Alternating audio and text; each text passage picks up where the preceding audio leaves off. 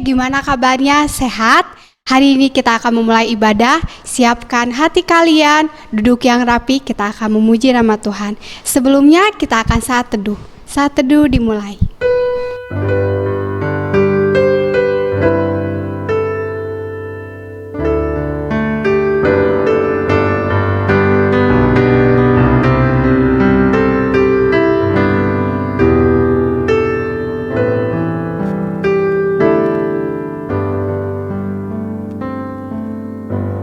Kita nyanyikan sangat besar anugerah-Mu.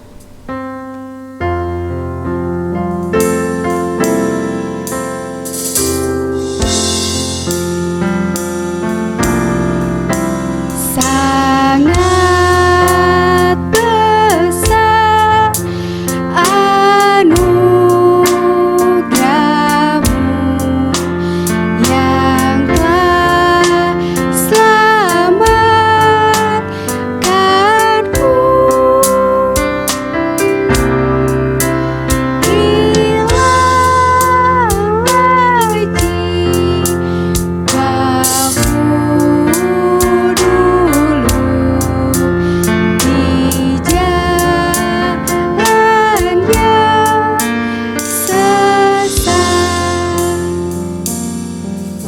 Tundukkan kepala, kita akan berdoa. Tuhan, kami akan memulai ibadah ini ya Tuhan. Kiranya Kau yang melayakkan kami ya Tuhan, agar kami dapat beribadah kepada Engkau. Pakailah suara kami, pakailah hati kami, untuk kami dapat memuji Engkau lebih sungguh-sungguh. Dan kami juga berdoa Bapa untuk para pelayan-Mu yang akan berbagian. Kiranya Kau yang terus berikan hikmat, kekuasaan, sehingga mereka boleh menampilkan dengan yang baik dan untuk kemuliaan Engkau. Dalam Tuhan Yesus, kami serahkan ibadah ini dalam awal sampai akhirnya. Haleluya, amin. Halo adik-adik. Minggu kemarin kita sudah memperingati hari kematian Tuhan Yesus. Meskipun kita tidak melihat Tuhan Yesus telah mati buat kita, tapi kita harus percaya kepadanya. Kita nyanyikan tanda paku di kaki dan tangan.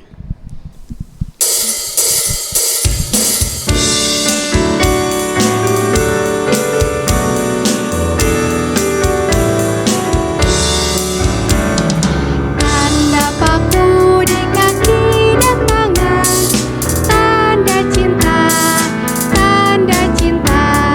tanda tombak menusuk di lambung, tanda cintanya Tuhan.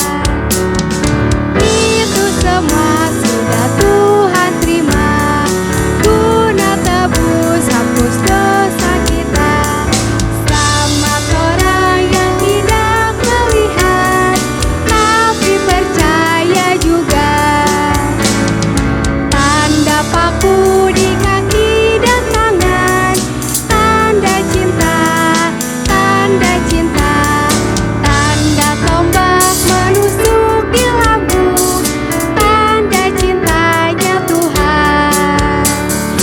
Itu semua sudah Tuhan terima, guna tebus hapus dosa kita.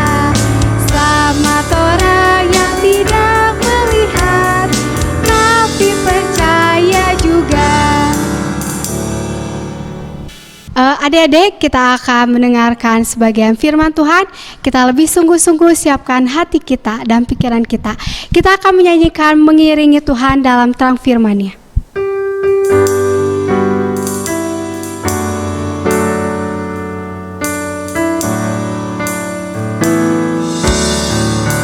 Mengiringi Tuhan dalam terang firman-Nya, sinar mulianya di jalanku.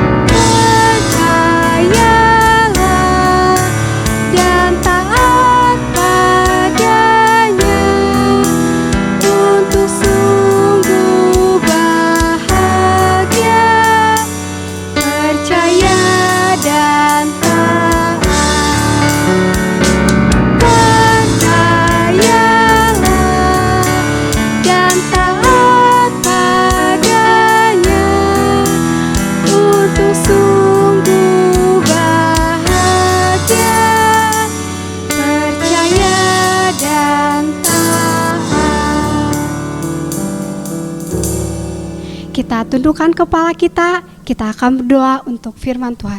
Mari kita berdoa. Tuhan, terima kasih ya Tuhan, Kau telah memimpin pujian-pujian kami ini ya Tuhan. Kiranya apa yang telah kami angkat dari pujian-pujian ini ya Tuhan dapat menyenangkan hati Engkau, dapat memuliakan Engkau. Sebentar Bapak, kami akan mendengarkan sebagian firman-Mu. Kiranya Kau yang terus bukakan telinga kami, hati kami, agar kami siap dulu untuk mendengarkan sebagian firman-Mu. Kami juga berdoa Bapa untuk para hamba-Mu yang akan memberikan firman, kiranya Kau yang terus memberikan hikmat kebijaksanaan sehingga apa yang berasal dari Dia boleh kami terima. Dalam Tuhan Yesus kami berdoa, haleluya, amin. Selamat pagi anak-anak dikasih Tuhan. Hari ini Tante berharap kalian dalam keadaan baik-baik saja ya. Hari ini kita kembali belajar firman Tuhan secara online. Meskipun secara online, Tante harap kalian tetap tertib, tetap sungguh-sungguh dalam mendengarkan firman Tuhan ya. Duduk yang manis, duduk yang rapi, siapkan Alkitabnya, siapkan alat tulisnya yang sudah bisa membaca dan menulis ya. Tante mau nanya nih sama anak-anak yang ada di rumah ya. Siapa di antara kalian yang suka mendengarkan atau membaca dongeng? Wah, ada juga ya. Dongeng itu apa sih? Yang sudah sekolah pasti belajar ya. Bahkan mungkin tiap hari kalian juga membaca dan mendengar dongeng melalui literasi gitu ya. Dongeng itu adalah cerita khayalan, cerita fiktif ya, yang tidak nyata dan tidak benar-benar terjadi. Tujuannya untuk menghibur dan memberi nilai pendidikan ya. Jadi walaupun dongeng itu cerita yang gak nyata, cerita khayalan yang gak pernah terjadi, banyak yang suka. Lalu bagaimana dengan cerita nyata? Cerita yang betul-betul terjadi. 2 minggu yang lalu kita belajar cerita yang nyata, cerita yang betul-betul terjadi saat itu. Ya, di dalam Alkitab yaitu cerita tentang siapa yang bertemu dengan Yesus yang bangkit. Masih ingat siapa aja yang bertemu dengan Yesus yang bangkit? Ya, Maria. Ya, Maria yang melihat Yesus yang bangkit. Lalu siapa lagi? 2 orang yang berjalan ke Emmaus, yaitu Kleopas dan temannya yang bercakap-cakap dengan Yesus yang sudah bangkit dari antara orang mati. Nah, ini adalah cerita nyata. Ya, bukan dongeng, bukan cerita khayalan, bukan cerita fiktif, bukan cerita bohong, tapi cerita ini betul-betul terjadi. Kalau kamu gak percaya, kau bisa buka di dalam Lukas pasal 24 ayat 36 sampai 49, Lukas pasal 24 ayat 36 sampai 49, dan Yohanes pasal 20 ayat 19 sampai dengan 29. Yohanes pasal 20 ayat 19 sampai dengan 19 sampai dengan 29 ya. Di dalam 2 bagian Alkitab ini diceritakan ketika murid-murid mendengar dan melihat Yesus yang ditangkap, disalibkan, mereka begitu sedih dan juga ketakutan. Kenapa mereka bisa ketakutan seperti itu? Karena mereka takut ditangkap oleh orang-orang Yahudi seperti Tuhan Yesus, dan yang lebih parah lagi, mereka belum percaya sepenuhnya dengan apa yang Yesus pernah katakan dan apa yang Yesus lakukan saat itu. Sehingga mereka begitu ketakutan. Sampai-sampai saat beribadah pun mereka tidak lagi berani di ruang terbuka. Mereka gak berani menunjukkan diri mereka ketika mereka beribadah. Mereka harus pergi di tempat yang tersembunyi. Mereka di dalam rumah dengan pintu-pintu yang tertutup rapat, terkunci rapat, dengan jendela-jendela yang tertutup ya. Mereka begitu ketakutan. Harusnya murid-murid ketika saat itu mengalami ketakutan, apa yang harus mereka lakukan? Ya, berdoa, berseru kepada Tuhan, meminta apa? Keberanian. Tetapi mereka lupa akan hal itu. Mereka terus hidup dalam ketakutan, ya. Mereka tidak lagi percaya kepada Tuhan. Mereka begitu sedih dan mereka juga begitu takut. Ya, kalau dulu mereka beribadah di rumah-rumah karena mereka takut ditangkap, mereka takut kepada orang Yahudi, ya, karena Yesus sudah disalibkan, sudah mati gitu ya.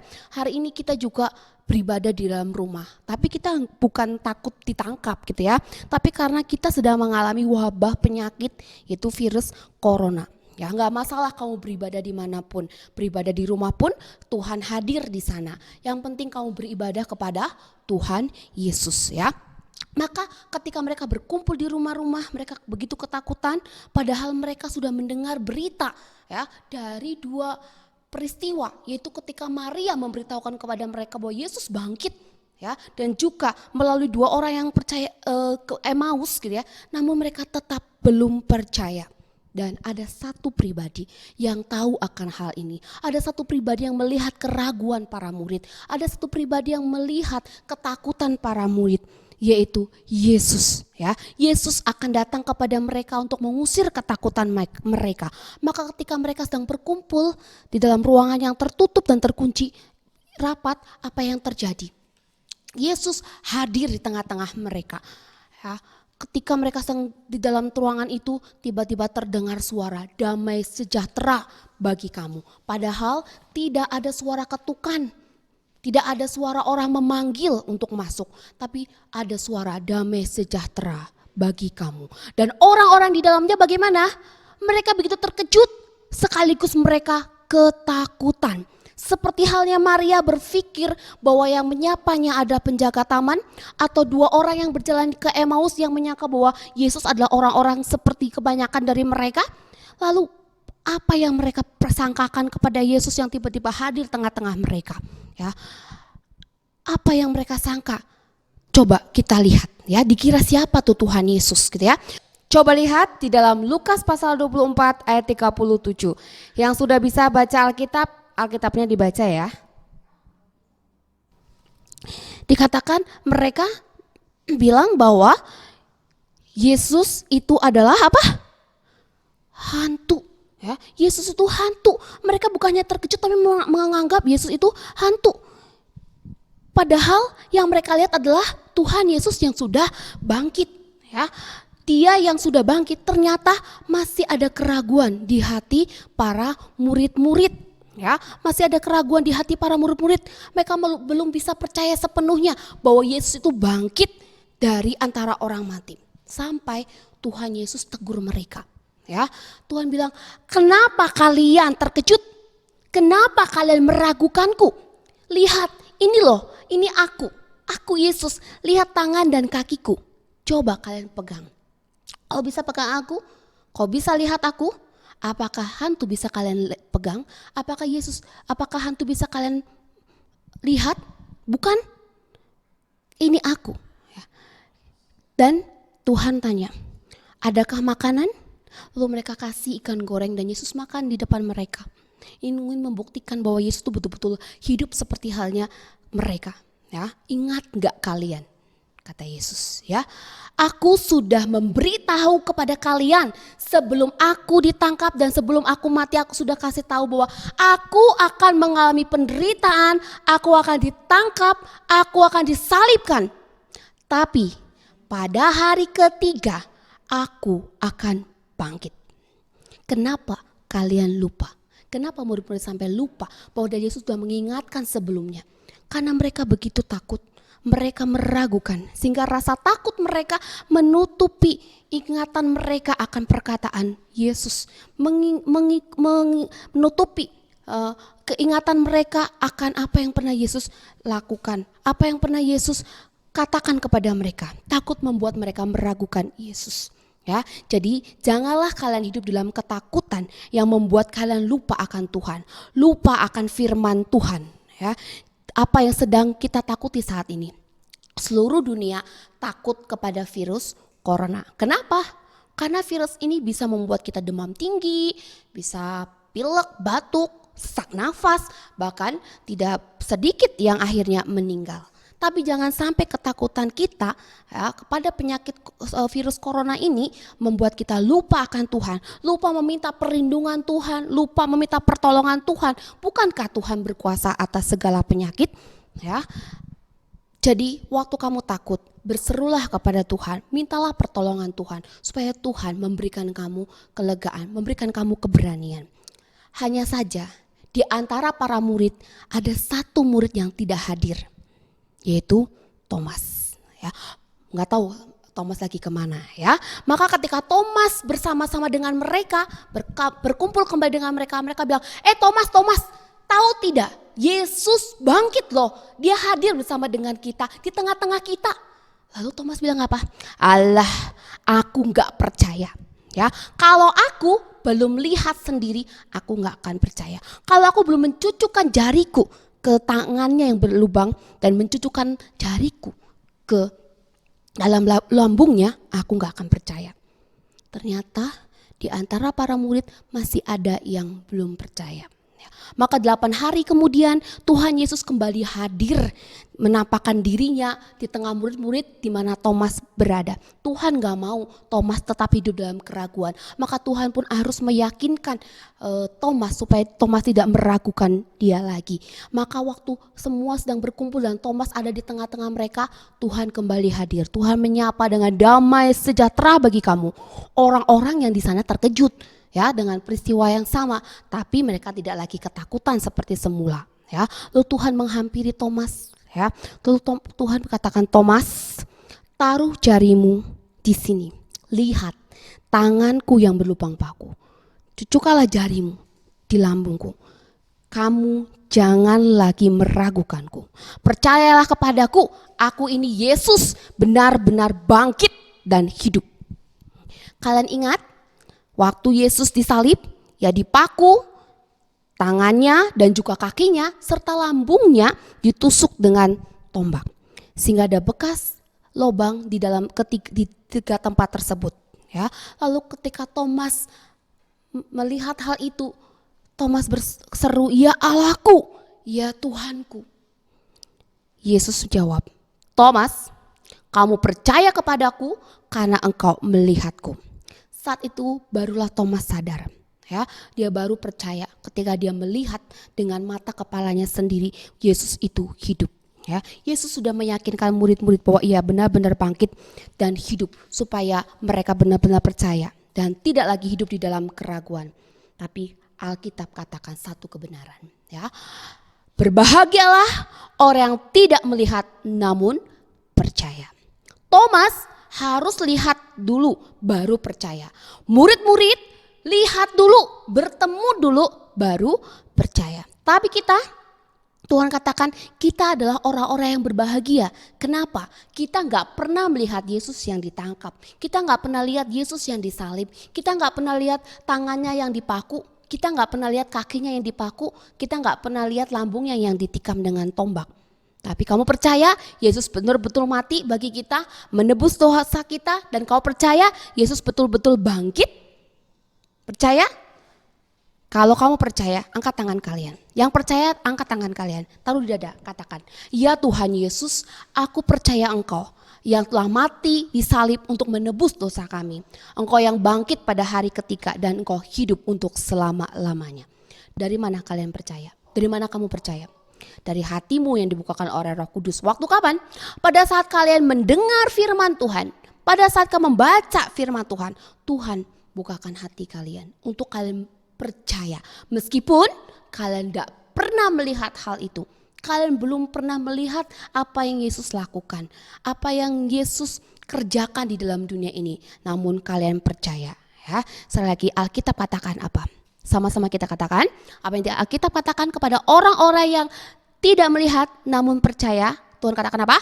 Berbahagialah mereka yang tidak melihat namun percaya. Jadi jangan pernah ragukan Tuhan lagi kalau ia betul-betul bangkit dari antara orang mati. Kalau kau masih ragu, Tuhan katakan dalam Yesaya pasal 26 ayat 4a, kamu harus percaya kepada Tuhan untuk selama-lamanya.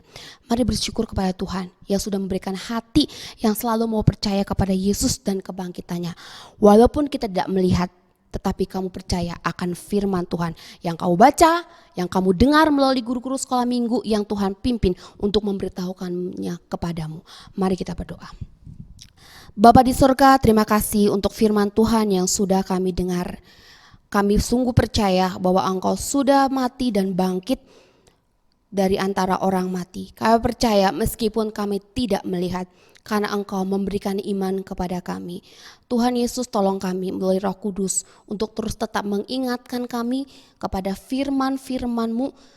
Ketika kami takut, ketika kami ragu, biarlah Tuhan mengingatkan kami kembali akan firman Tuhan. Sehingga kami tidak dikuasai oleh ketakutan dan keraguan. Karena kami percaya setiap perkataanmu, setiap firmanmu, biarlah iman ini boleh terus bertumbuh dan Tuhan pelihara iman setiap kami. Sedari kami kecil hingga kami tumbuh menjadi dewasa, dan ketika kami juga berjumpa dengan Tuhan, kami boleh memiliki iman yang terpelihara dengan baik. Terima kasih Tuhan untuk firman-Mu. Kami sungguh bersyukur kalau kami adalah orang-orang yang berbahagia meskipun kami tidak melihat, namun kami boleh percaya kepada Engkau. Terima kasih Tuhan, di dalam nama Tuhan Yesus Kristus, Juru Selamat kami sudah berdoa. Amin. Adik-adik, kita akan mendengarkan sebagian pengumuman.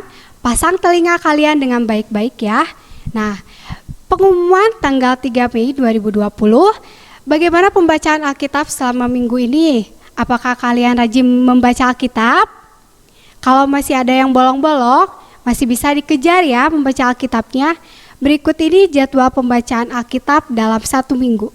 Hari Senin, Kejadian 3 ayat 11 sampai 17. Hari Selasa, Kejadian 3 ayat 18 sampai 24. Hari Rabu, Kejadian 4 ayat 1 sampai 7. Hari Kamis, Kejadian 4 ayat 8 sampai 16. Hari Jumat, Kejadian 4 ayat 17 sampai 26. Hari Sabtu, Kejadian 5 ayat 1 sampai 10. Hari Minggu, Kejadian 5 ayat 11 sampai 20. Tolong dibaca ya adik-adik. Dan yang pengumuman yang kedua, minggu depan kita masih beribadah melalui online. Tetap berdoa supaya COVID ini segera berakhir, supaya kita boleh berkumpul kembali beribadah kepada Tuhan. Dalam Tuhan Yesus, Tuhan memberkati.